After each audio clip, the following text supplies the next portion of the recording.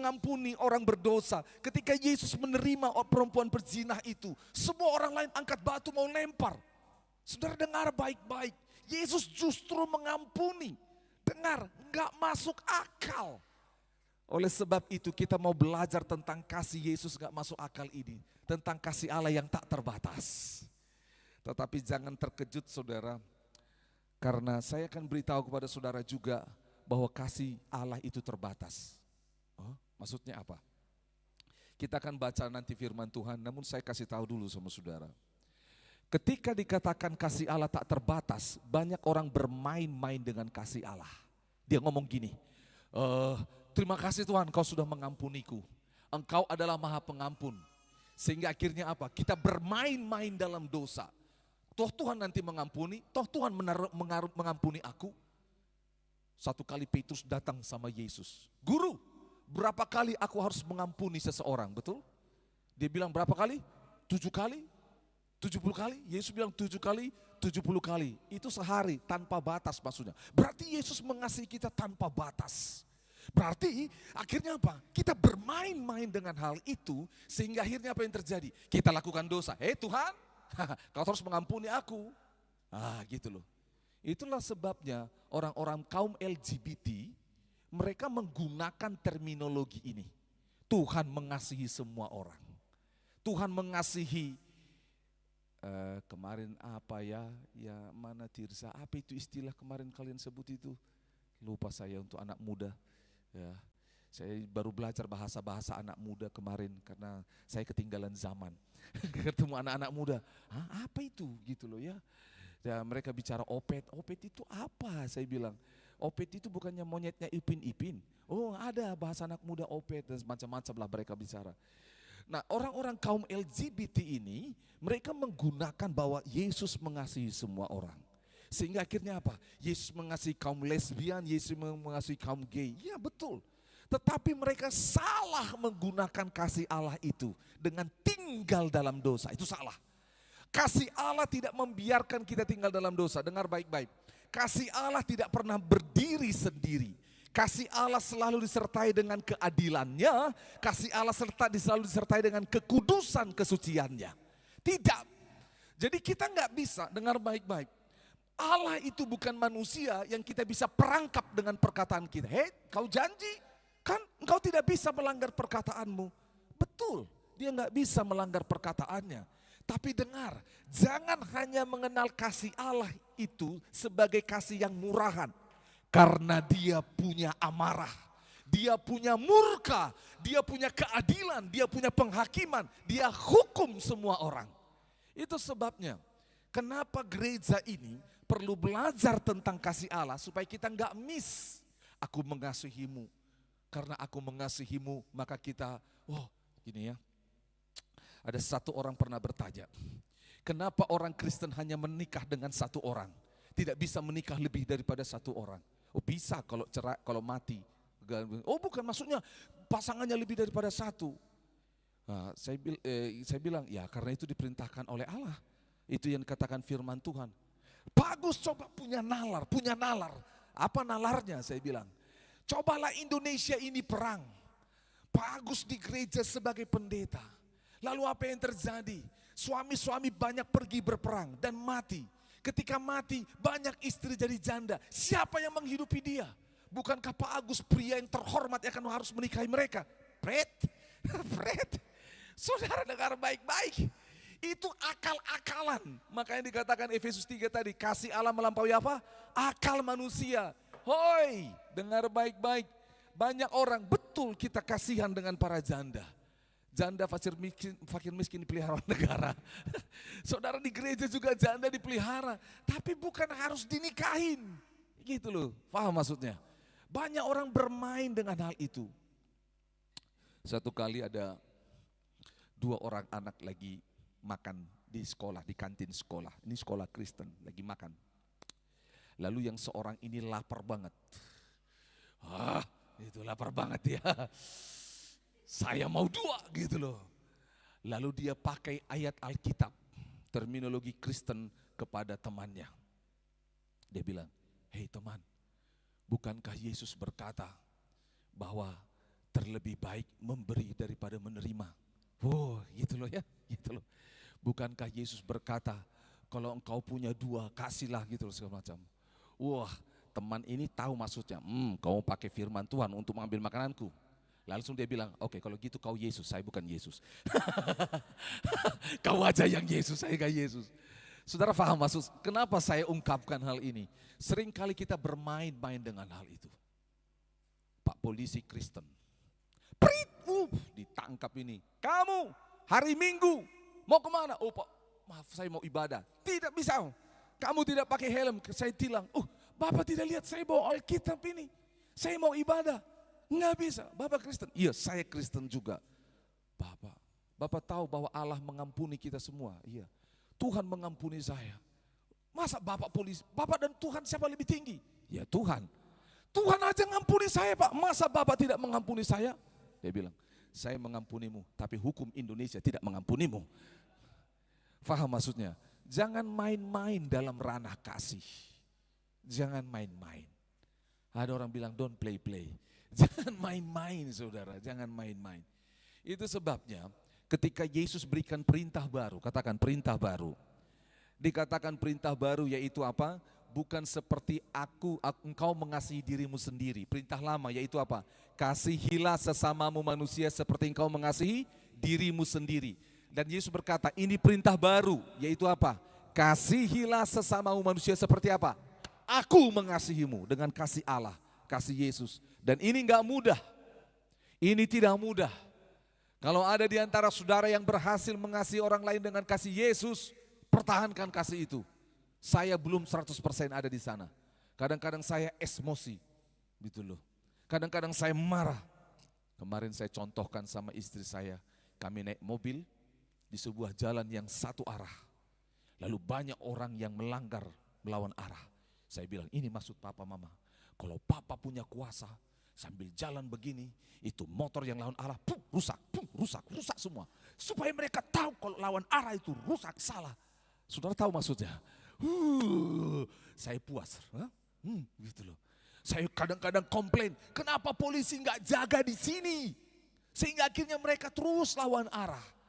Kan kadang orang itu mau taat peraturan kalau tahu hukumnya, di penjara.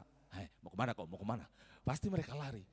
Saudara dengar baik-baik, kadang-kadang ada ruang di dalam hati kita, kasih kita cenderung kepada ukuran manusia. Tetapi Tuhan mau standar kasih kita kepada ukuran kasih Allah. Katakan amin. Yuk kita buka sama-sama di kitab 1 Yohanes. Di surat 1 Yohanes pasal yang keempat. Kita akan baca mulai dari ayat 7 sampai ayat yang ke-16.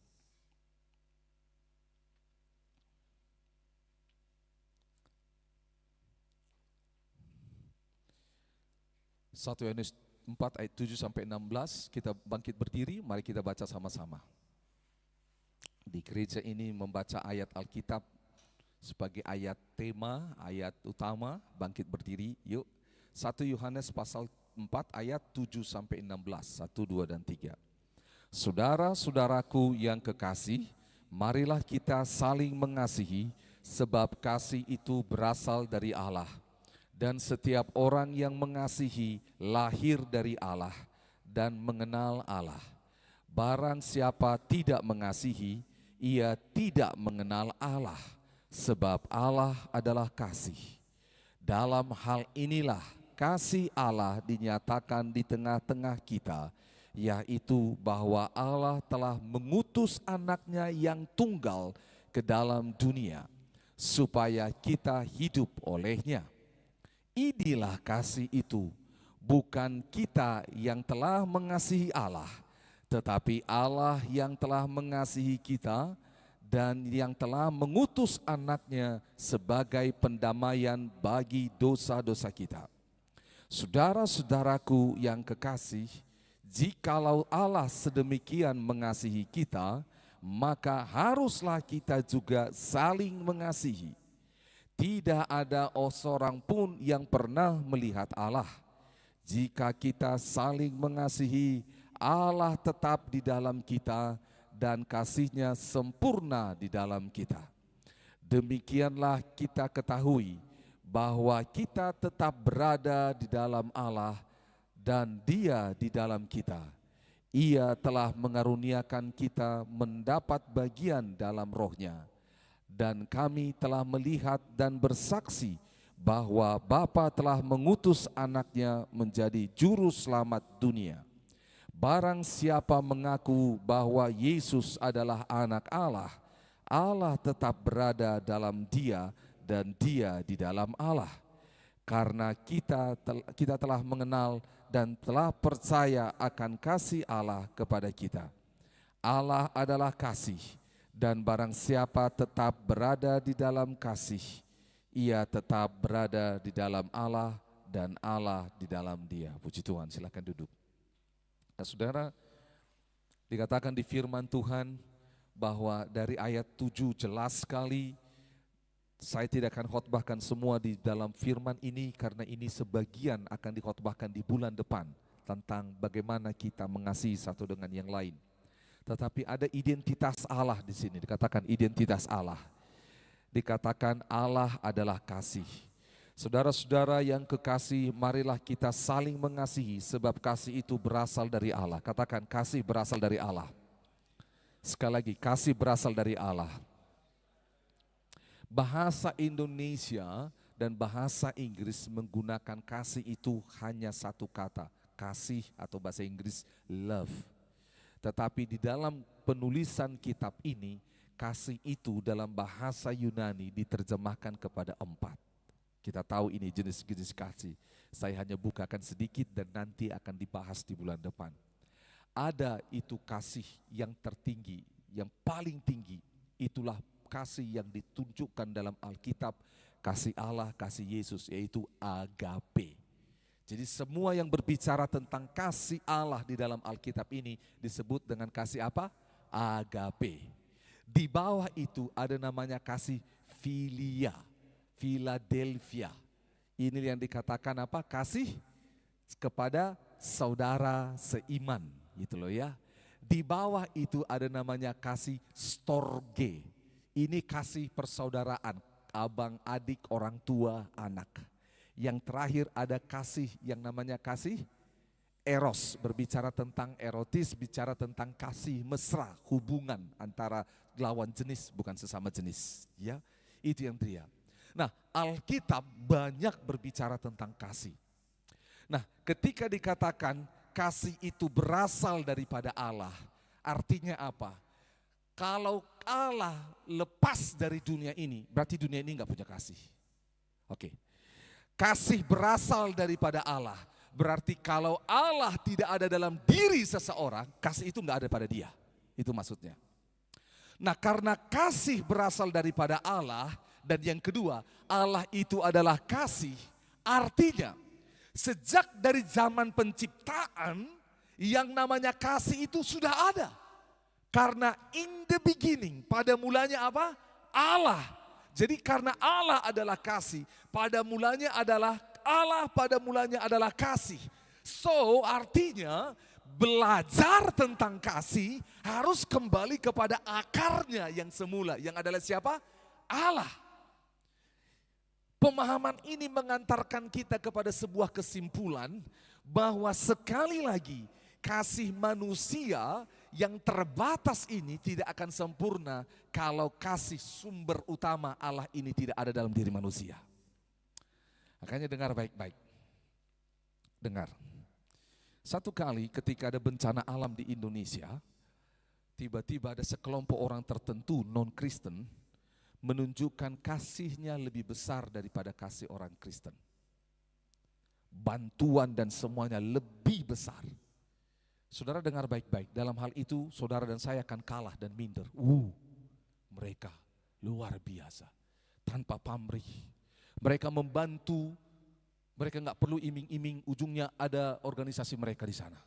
Bahkan nggak perlu kelihatan, luar biasa.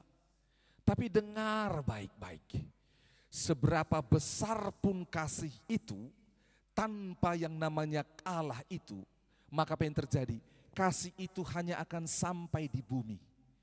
Kalau kasih itu di dalam Allah, dia akan sampai pada kekekalan. Katakan amin. Itu sebabnya Allah berkata kepada saudara dan saya, aku mengasihi engkau dengan kasih yang kekal. Itu artinya bukan hanya di bumi ini kita mengalami kasih Allah, tetapi sampai di sorga nanti kita juga mengalami kasih Allah.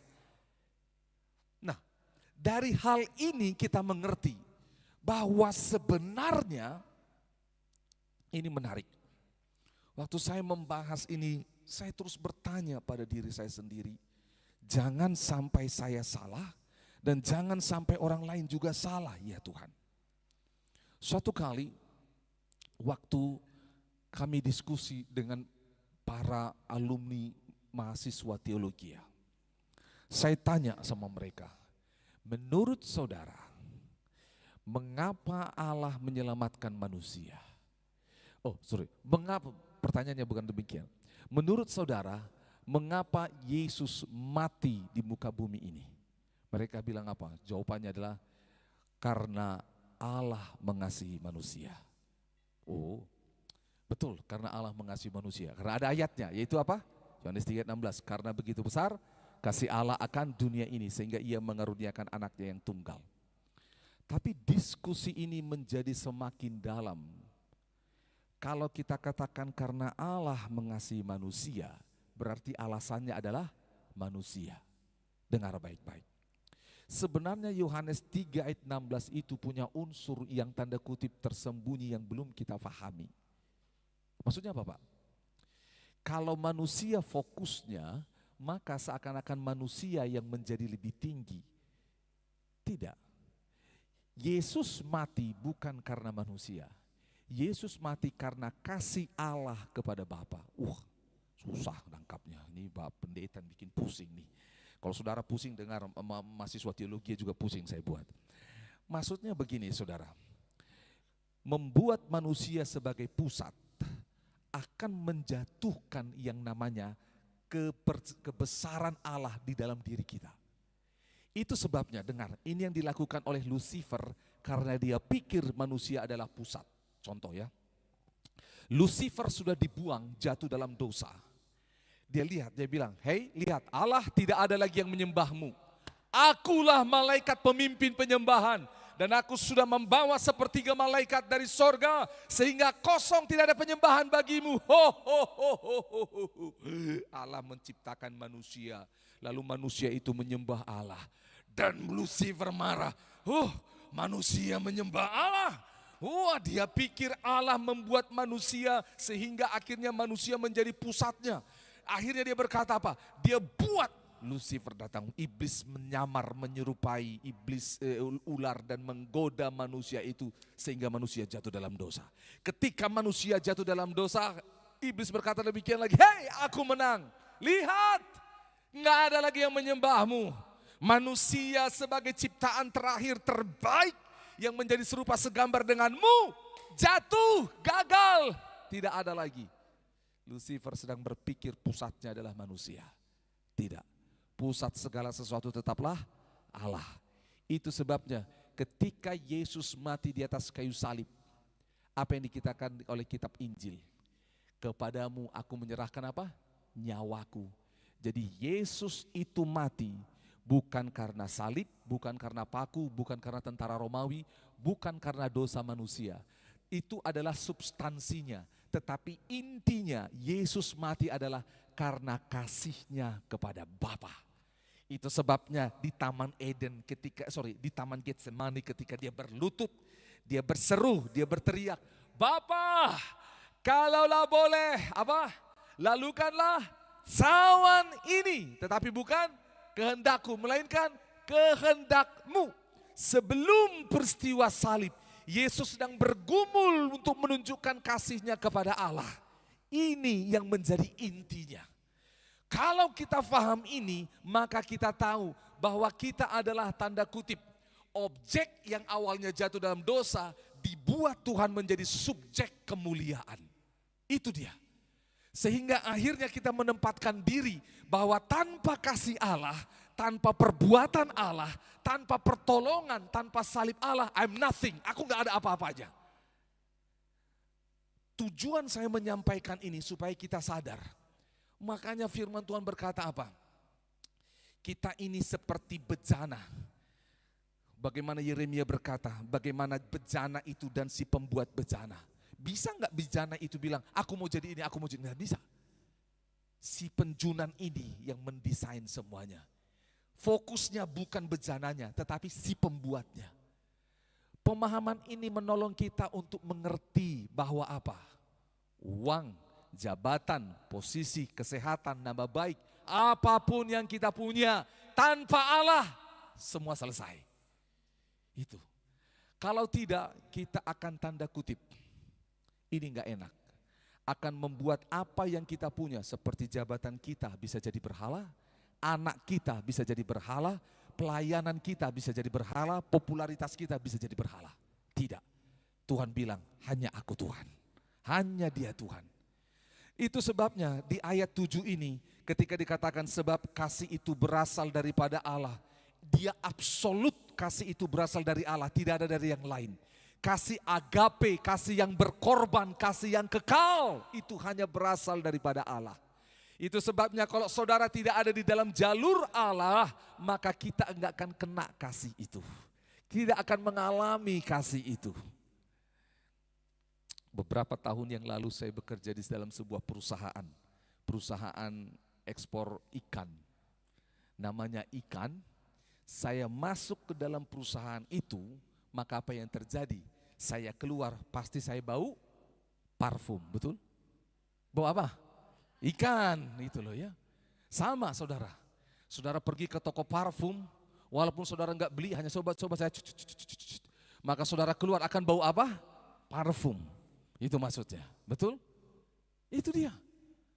Saudara di dalam apa? Kalau kasih itu dari Allah, kita di dalam Allah, maka identitas Allah yang adalah kasih, itu akan menjadi identitas kita. Dikatakan setiap orang yang mengasihi lahir dari Allah dan mengenal Allah. Lahir dari Allah dan mengenal Allah. Saudara dengar, ini sangat dalam. Mengapa sampai surat Yohanes ini mengulangi hal ini? Karena perjalanan surat ini ditulis ketika melihat banyak pengikut daripada Allah itu mulai luntur kasihnya. Mulai dia tidak berani untuk berbeda dengan orang lain karena kasih Allah hidup di dalamnya. Tidak, engkau mengenal Allah. Walau mereka dianiaya, mereka tersebar, enggak ada tanda kutip misal contoh, enggak ada gereja, enggak ada pengajar, enggak ada pendeta. No. Engkau tetap ada dalam kasih Allah karena engkau lahir dari Allah. Dengar baik-baik. Burung Raja Wali punya telur jatuh di kandang bebek. Ketika jatuh di kandang bebek, menetas, maka apa yang terjadi? Dia Raja Wali, bukan Raja Bebek, saudara ya. Dia Raja Wali. Walau dia makan makanannya bebek dan segala macam, dia tetap apa? Raja Wali. Dia main lumpur, dia makan cacing, dia tetap apa? Raja Wali, saudara. Dengar baik-baik. Hanya butuh waktu, dia mulai lihat. Kenapa saya lebih besar dari mereka? Kenapa paruhku lebih besar? Kenapa sayapku lebih besar? Dia bingung, dia tanya sama mamanya. Mama bebek, saya tanya, kenapa saya lebih besar daripada adik-adik bebek 1, 2, dan 3? Ada apa ini mama bebek? Apakah saya diperlakukan berbeda? Mama bebek berkata, benar nak, kamu pernah nonton Superman? Ada yang jatuh dari atas. Itulah kamu jatuh dari atas. Jadi saya jatuh dari atas. Iya. Kamu berasal dari atas. Akhirnya anak Raja Wali, dia bilang, aku jatuh dari atas. Dia lihat ke atas. Waktu dia lihat ke atas, kenapa paruhnya sama dengan saya? Kenapa sayapnya mirip dengan saya? Jangan-jangan itu saya. Itu saya. Itu saya. Dia bilang, Mama bebek, terima kasih nasihatnya. Saya sudah melihat ke atas dan saya lihat siapa saya sebenarnya. Saya berasal dari atas. Saudara, analogi sederhana ini menolong kita untuk sadar. Kalau kita di dalam Kristus sudah mengalami lahir baru, sejauh apapun kau terpuruk, engkau mengalami dan mengenal kasih Allah.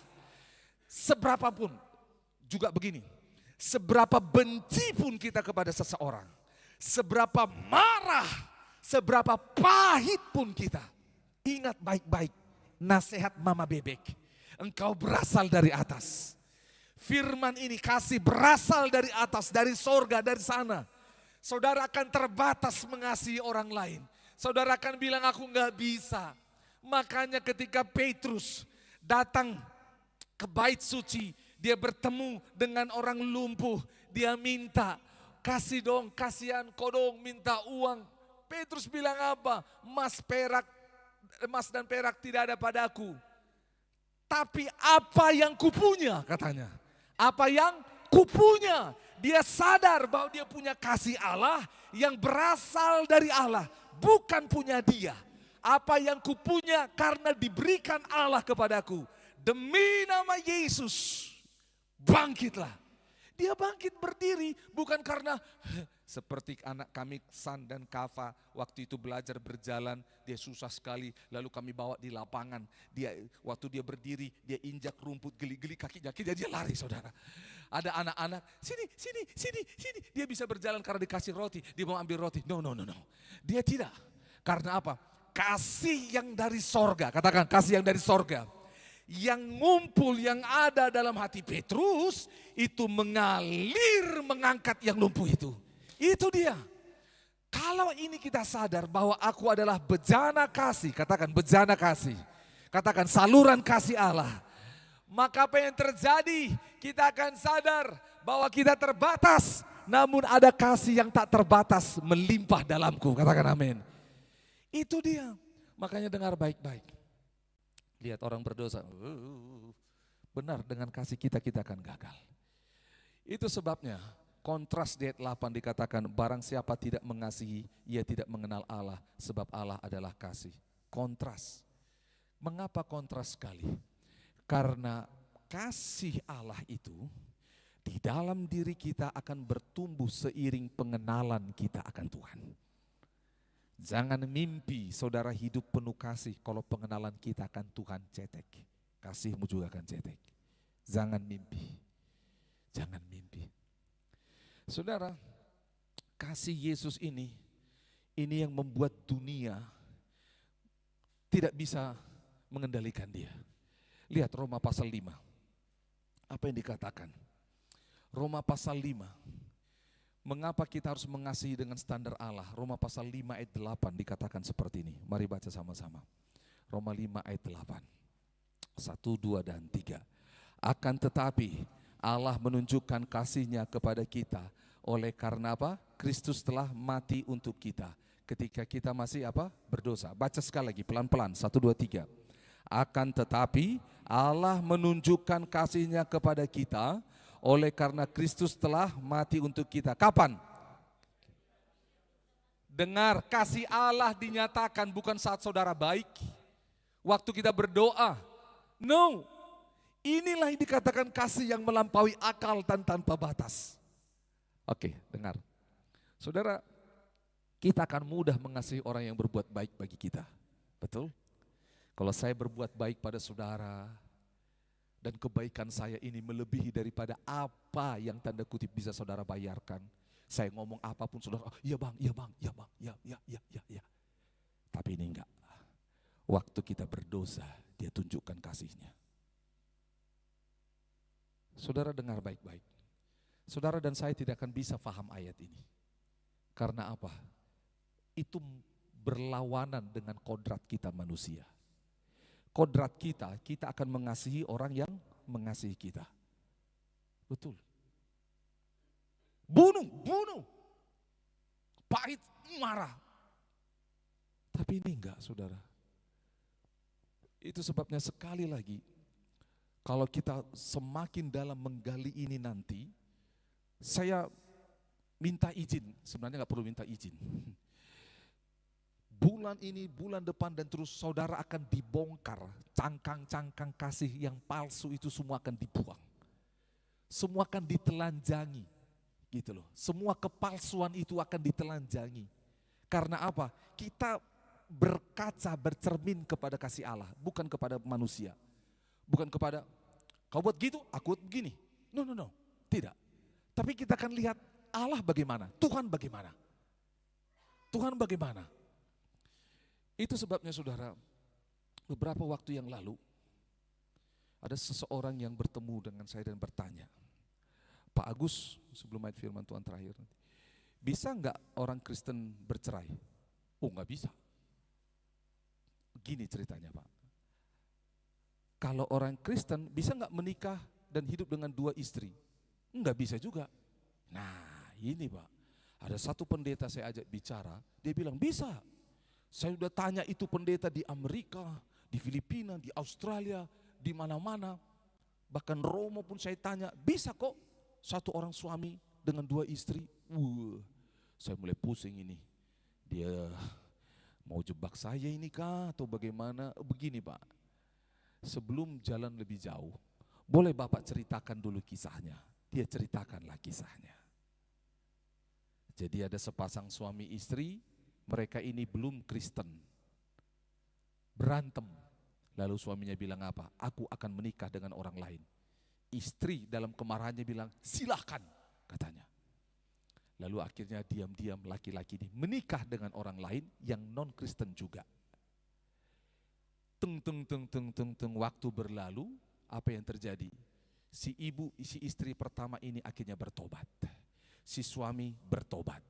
Dan istri yang mudanya juga bertobat. Semua mereka bertobat. Terima Yesus sebagai Tuhan Juru Selamat. Mereka ibadah. Si ini di gereja X, si ini di gereja Y.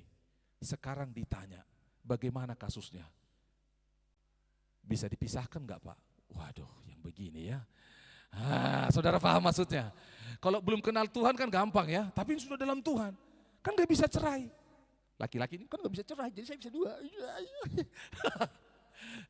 Wih, Pak Pendeta kasih jalan baik buat saya. Oh, berarti saya bisa nih. Saudara tahu apa yang terjadi? Saya bilang gini, Pak, kita akan sulit diskusikan ini karena awalnya sudah salah. Betul? Jangan harap hasil yang maksimal karena awalnya sudah salah. Lalu saya tanya, begini, tapi nanti Pak, siapa istrinya yang sah? Saya ambil ayat Alkitab. Kita harus lihat Alkitab Pak. Nanti di sorga gak ditanya siapa istrinya. Karena sorga itu bukan bicara soal kawin-mawin. Betul, toko sebelah mungkin iya, tapi toko kita tidak. Surga yang sebelah begitu, surga yang sini tidak. Oh betul, iya. Nanti tidak ada di sorga disuruh, mana istrimu, tidak ada. Karena sorga itu kita dengan Allah, tidak ada pikiran soal istri, anak dan semua. Jadi jangan bilang, aku mengasihimu istriku nanti di sorga. Tidak ada itu, tidak ada. Hanya di muka bumi ini. Oh begitu, ya. Dan soal masuk sorga bukan soal menikah dengan siapa Pak, tetapi Kristus. Lalu tanya lagi, saya mulai ketika dia terus bicara firman Tuhan menuntun. Betul Pak, memang sulit, gak bisa diceraikan dua-duanya. Tapi dari segi hukum harus diputuskan siapa yang menjadi istrinya. Karena ini akan berdampak, nanti kalau mati, harta gono gini dan segala macam. Nah itu maksudnya Pak, nah itu mulai kan jelas. Jadi kemana arahnya, udah semuanya. Terus bagaimana, bisa enggak Pak, misal 3 hari di sini istri pertama, 4 hari istri kedua. Saudara dengar baik-baik, susah mendiskusikan ini. Makanya kami buka ayat demi ayat dan ngobrol sehingga akhirnya dia bilang seperti ini, sekarang saya mengerti. Kalau saudara mau tahu endingnya, nanti tanya saya. Saudara, firman Tuhan ini menolong kita bersama. Sekali lagi, kasih itu berasal dari Allah, bukan dari apa? Dunia, bukan dari seseorang. Saudara dengar, itu sebabnya kadang-kadang ada orang tua yang begitu mengasihi Tuhan. Kenapa anaknya bisa tidak mengasihi Tuhan? Karena dengar baik-baik, orang tua hanya bisa menunjukkan contoh kasih itu. Tapi kasih itu berasal dari siapa? Allah. Makanya kita temukan ada orang tua pemberontak, nakal, jahat, tapi anaknya hidup penuh dengan kasih. Kenapa? Berjumpa dengan sumber kasih. Yang kedua, Allah itu mengasihi kita terlebih dahulu. Itu yang dikatakan tadi. Bukan kamu yang mengasihi aku, tapi aku mengasihi kamu terlebih dahulu. Saya akan pause ini, dengar. Banyak orang tidak siap menerima kasih daripada Allah. Banyak orang tidak siap untuk dikasihi oleh seseorang. Betul, aduh. Oke. Kita ambil kasih yang umum dulu. Ketika satu orang laki-laki ngomong sama satu orang perempuan, aku mengasihimu, aku mencintaimu. Aduh kakak, saya belum siap. Kenapa? Karena saya masih sekolah. saya kira kamu sudah libur. Jadi kalau liburan bisa. Saudara, kadang kita nggak siap dikasihi. Makanya apa yang terjadi ketika kita nggak siap dikasihi oleh seseorang, kita menjadi apa? Kacau hidupnya. Aduh, gimana ya? Aduh. Ketika ada orang mengasihi kita, tiba-tiba pipinya jadi merah, betul ya? Matanya tiba-tiba, kita nggak siap dikasihi dan mengasihi. Karena apa? Kita produk gagal dalam kasih. Lalu apa yang terjadi? Dengar, kita hanya siap mengasihi dalam terminologi kasih manusia yang menguntungkan. Kita baca tadi 1 Yohanes pasal 4 itu, inilah kasih itu, yaitu Allah memberikan nyawanya. Ini yang susah. Manusia nggak siap mengasihi dan dikasihi kalau sampai kepada berbicara tentang pengorbanan. Kalau udah sampai pada pengorbanan, ada tuh laki-laki datang. Aku mencintaimu, ya. Tiba-tiba udah tua, yang perempuannya ngomel. Kalau aku tahu kau semiskin ini, aku tidak nikah denganmu. Kenapa kau tipu aku? Suaminya bilang, kan dari pacaran sudah saya bilang, kaulah satu-satunya hartaku. Dan kau jawab, so sweet. Saya nggak punya apa-apa, hanya kamu. Padahal perempuan itu pikir dia kasih yang harta terutama yang lain itu. Nah, saudara dengar baik-baik. Ketika sampai kepada untung rugi, enak tidak enak, kita nggak siap. Itu sebabnya dikatakan kasih itu berasal daripada Allah. Karena kasih Allah itu, mau enak tidak enak, suka dan duka, dia tetap konsisten. Komitmennya. Makanya dia bilang sama bangsa Israel, dengar baik-baik. Engkau membelakangi aku, tapi kasihku tetap bagimu. Dia bilang, seorang suami bisa menceraikan istrinya, tapi aku enggak bisa. Karena aku punya kasih yang kekal bagimu. Karena bangsa Israel salah menganggap kasih yang kekal, makanya mereka menyembah Baal, mereka menyembah pohon, batu, gunung, matahari, mereka sembah. Tuhan dalam penuh kasih dihukum mereka. Lalu mereka berkata, Tuhan kenapa engkau menghukum kami? Karena engkau melanggar perjanjian kasihku. Nanti akan dibahas ini perjanjian kasih. Saudara dengar baik-baik. Itu sebabnya ketika Allah mengasihi kita terlebih dahulu, Dia sedang mempersiapkan kita untuk menerima kasih-Nya. Dan dengan kasih-Nya itu, kita bisa mengasihi dunia, orang lain, bahkan Allah dengan cara-cara atau dengan standar yang tidak bisa manusia bayar. Contoh, karena Allah mengasihi kita lebih dahulu, maka kita berani berbuat seperti yang Allah mau.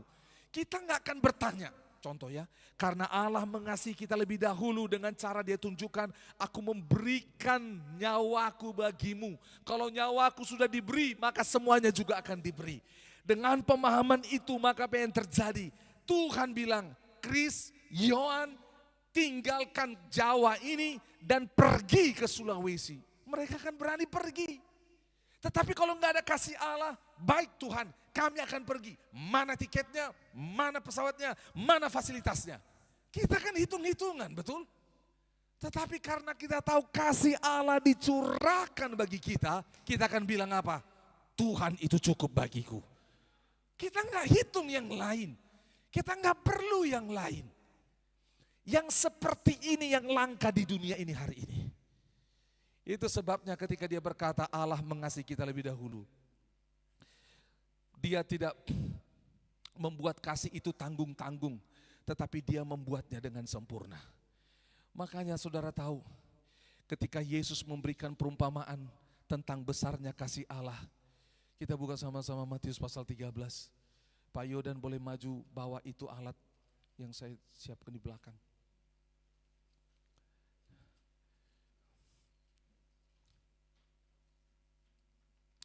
Matius pasal 13.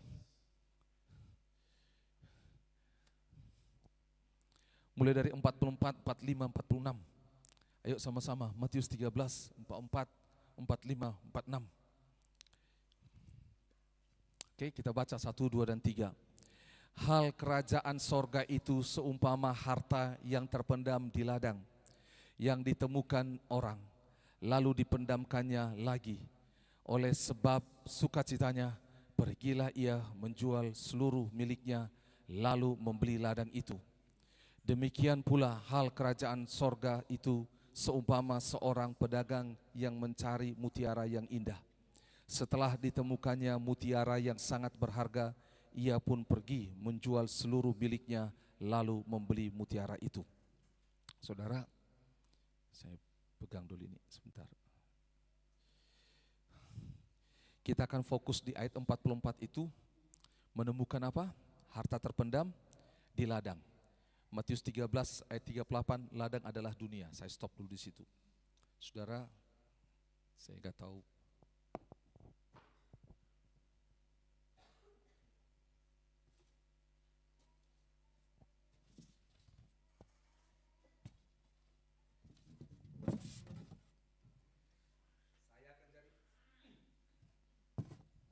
Seorang menemukan apa katanya? Harta terpendam di ladang. Wah, ini ladangnya. Set, set, set. Kenapa keras? Apa ini? Tunggu dulu. Hah?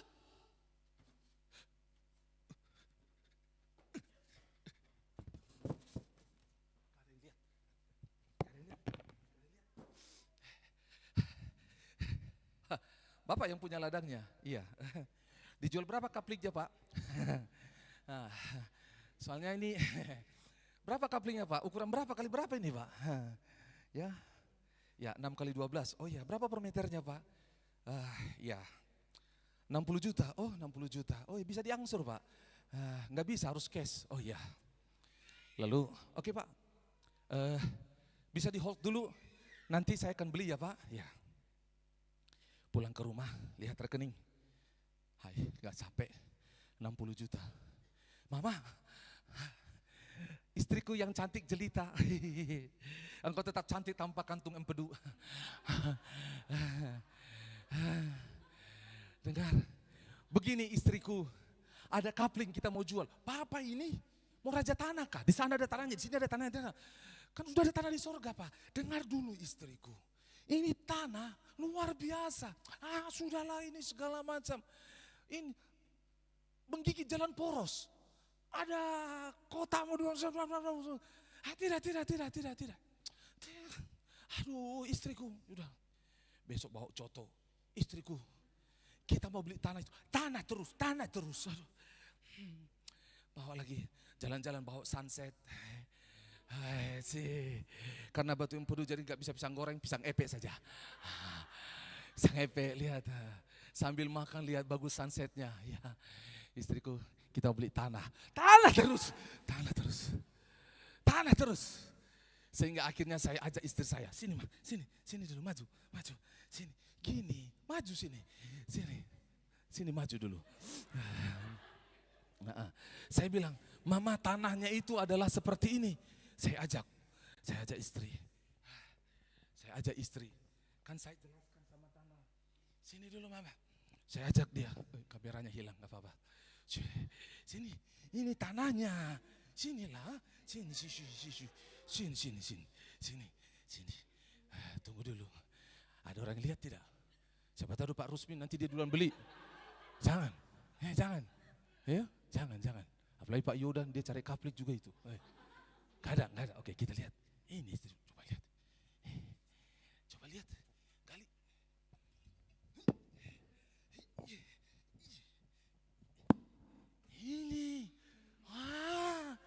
Ini lebih mahal dari semuanya. Uang kita nggak cukup. Kita jual aja rumah kita ya. Kan ada GSP. Kita jual aja ya. Kita jual aja rumah kita supaya kita beli ini. Lebih cepat, lebih baik. Mama setuju tidak? Mama setuju? Setuju. Hore! Saudara, silakan duduk. Saudara dengar baik-baik. Akhirnya jual. Dan akhirnya apa? Jual rumah dan akhirnya apa? Dapatlah harta ini. Saudara, harta ini lebih daripada semua yang saya punya sebelumnya. Alkitab berkata tadi, ladang itu adalah apa? Dunia. Dan harta di dalam itu adalah saudara dan saya. Yesus jual semuanya. Dia tinggalkan sorga. Filipi 2 dia bilang apa? Dia meninggalkan kemuliaannya. Dia jual semua. Karena apa? Kasihnya kepada Bapa. Dia bilang sama Bapa, Bapa, mereka gak bisa datang kepadamu. Oleh sebab itu biarkan aku pergi. Karena dari kekekalan aku tahu kasih-Mu. Aku pergi kepada mereka. Dan Yesus pergi. Dia gali. Itu sebabnya Yesus pergi ke ladang, ke kota, ke desa, ke pulau. Dia pergi ke pasar, dia cari orang-orang.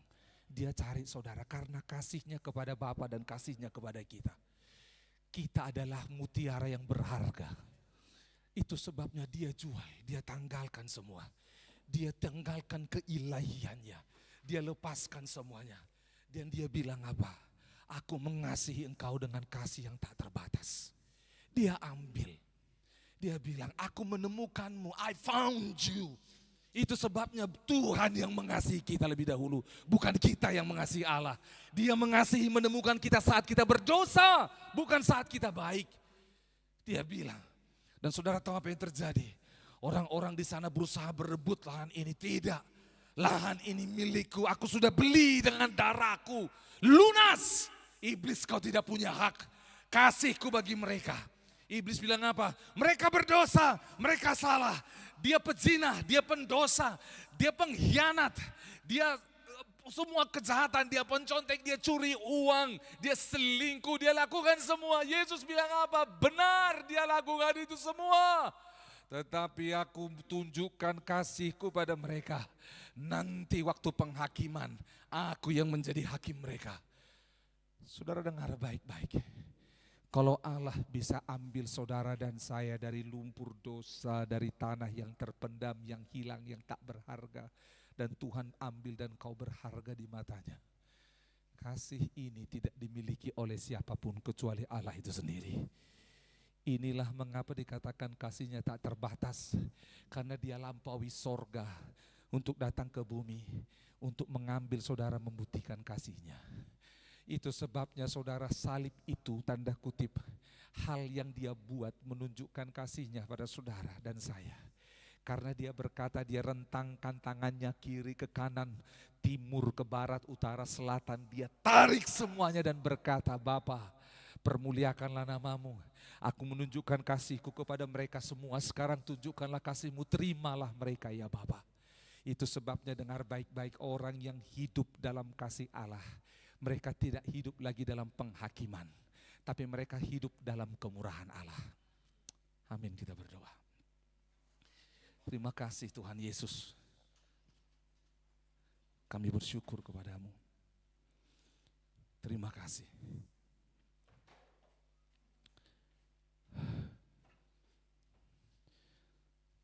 Mari sama-sama datang sama Tuhan.